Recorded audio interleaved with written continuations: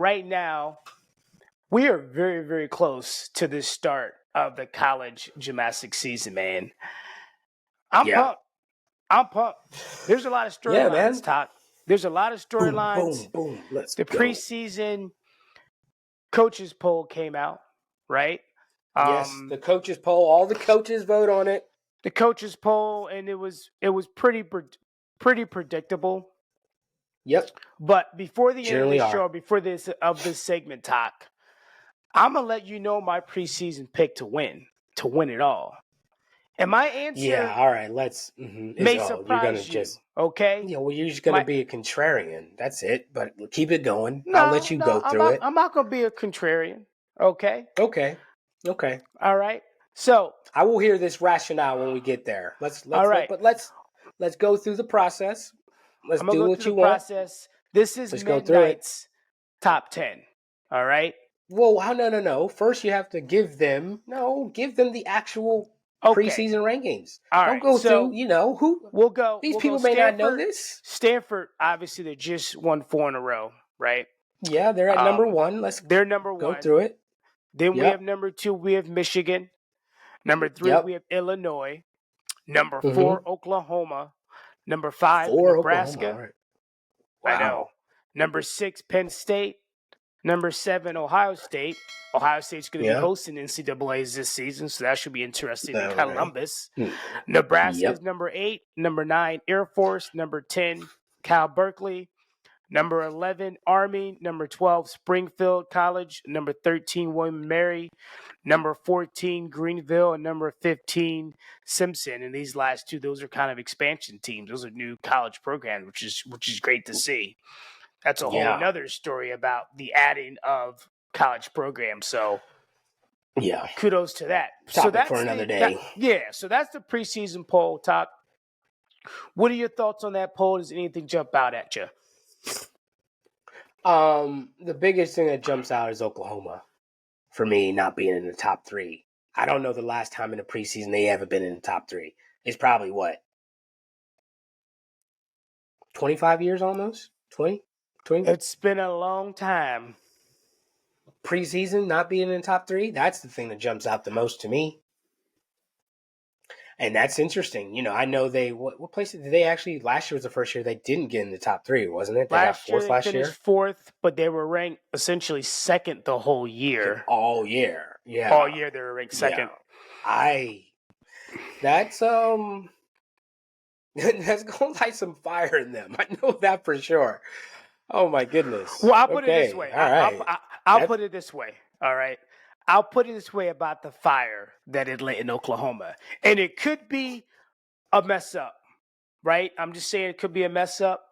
However, during this preseason, coaches poll came out, all the college sites, had, how they were ranked on the site, on their website. They had some type of blurb on their website about it. Yeah. You go to Oklahoma, there's no mention of the preseason college ranking anywhere. No. Now, is that a coincidence? I'm not surprised. There's no ranking. Oh, there's no ranking of the preseason. There's no ranking. If you know Oklahoma, you know that they're about titles and winning. Obviously, we know that we went there, but I thought that was very interesting. I agree. I think Oklahoma is ranked low. Only by 1 ranking, though. Really, would you really rank them now higher than Stanford and Michigan? No, I wouldn't.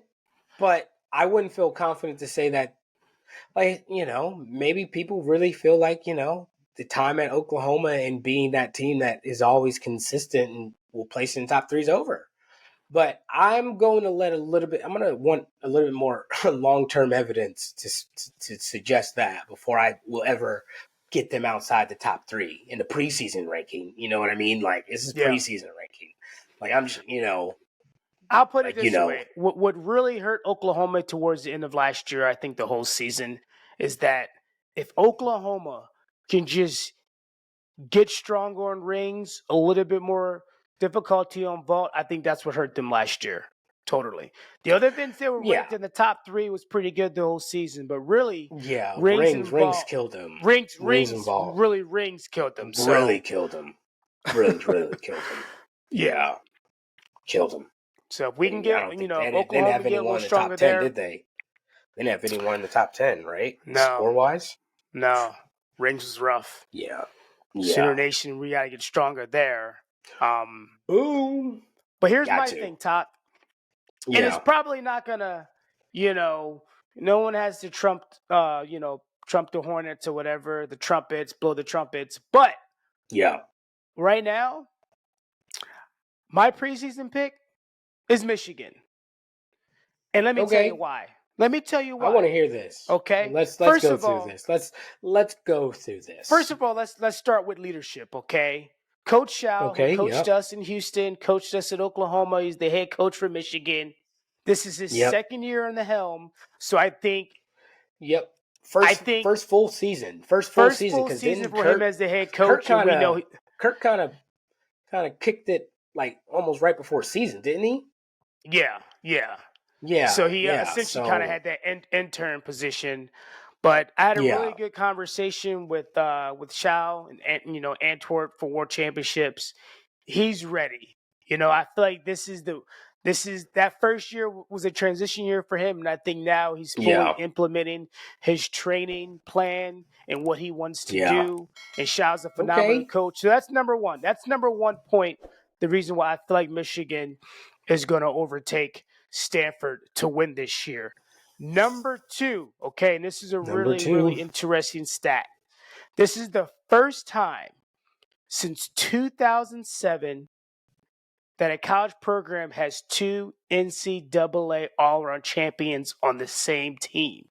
And the last time isn't the first time. You said the second time. 2007. Since it 2007. Is, okay? And who was that team from Oklahoma 2007? It was Taqiy Abdullah and Jonathan Horton. So now you have buddy. Fred Richards. Johnny boy, I see you. So Michigan has Fred Richards, Paul Judah, okay? Both NCAA champions, like Oklahoma 2007, John Horton, Taqiy Abdullah. So I just feel like Michigan is gunning for Stanford. I feel like they're going to overtake Stanford come April, that third weekend in April. I think when we look at it, Michigan's going to be the NCAA champion. Yeah. Well, I just felt like Michigan's hungry. Stanford had an amazing run. Amazing run.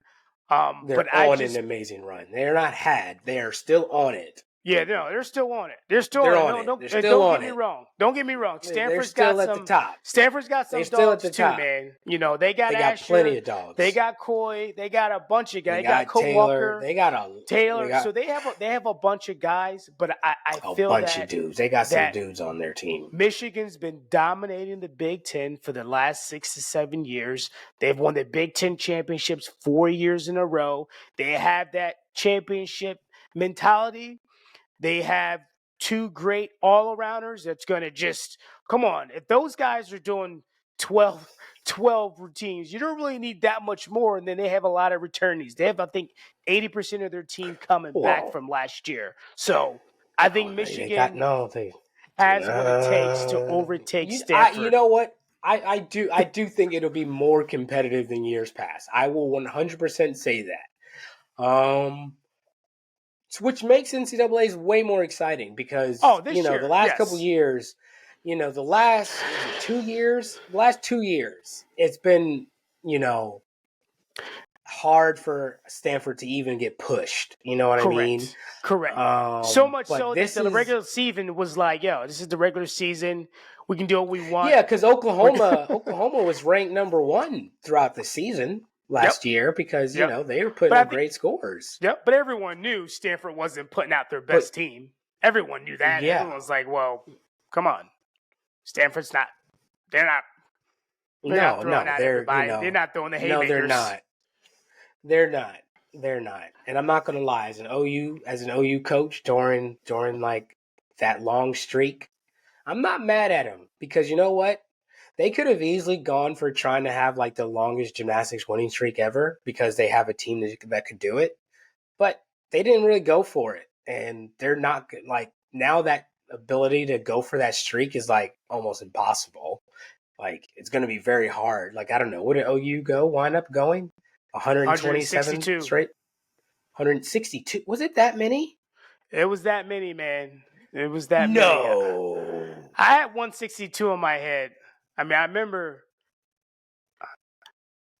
We're gonna have to fact check that. It was essentially almost 5 years straight. Yeah, 5 years straight before NCAA's. Yeah, 5 years.